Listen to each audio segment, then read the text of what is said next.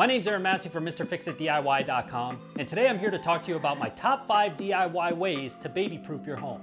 My wife and I had a baby about 10 months ago, and he's recently started to get really mobile, which means he's getting into everything. So as I'm currently in the process of baby-proofing my entire house, I thought I'd share some of the things I've found that are most important when baby-proofing your home. Number 5 is to utilize electrical covers and secure cabinets. Electrical outlets and cabinet doors are well within a crawling or walking infant's reach. Babies are seemingly attracted to everything they shouldn't be, including electrical outlets. Cabinet doors are also another huge risk for trouble.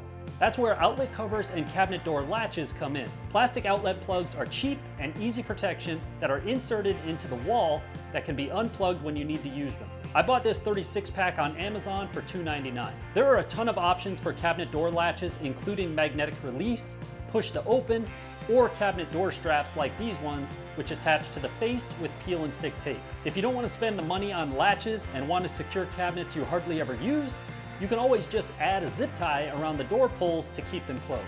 It's obviously not a great solution if you need to get into the cabinets all the time, but if you're not using the cabinet, you just want to keep it closed, it's a great easy fix.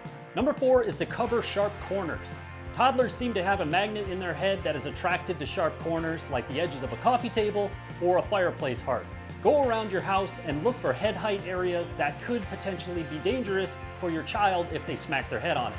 I installed a bunch of these rubber peel and stick corner guards I picked up on Amazon for 12 bucks. You could also cut up a pool noodle as a cheap alternative for covering sharp corners. Number 3 is to make contained play areas. Baby gates and containment areas are essential for making sure your new little moving machine doesn't end up where they're not supposed to be the second you take your eye off them. Create dedicated play areas where you can put your toddler that you know are baby safe.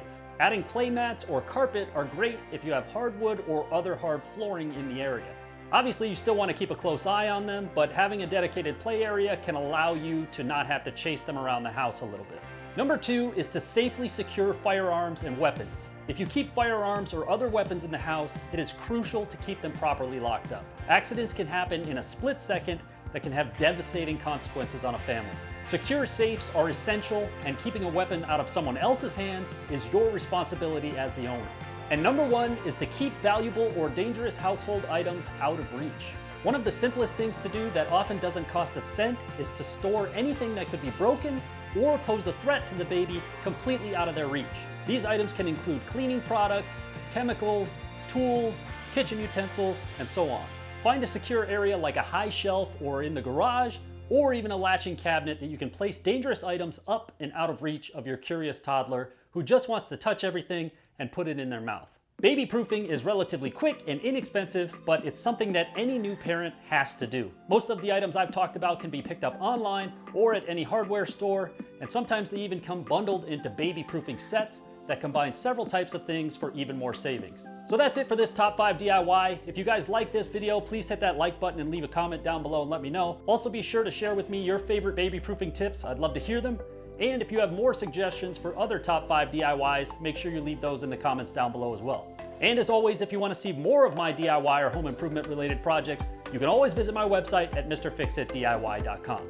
Thank you guys so much for watching. I'll see you next time.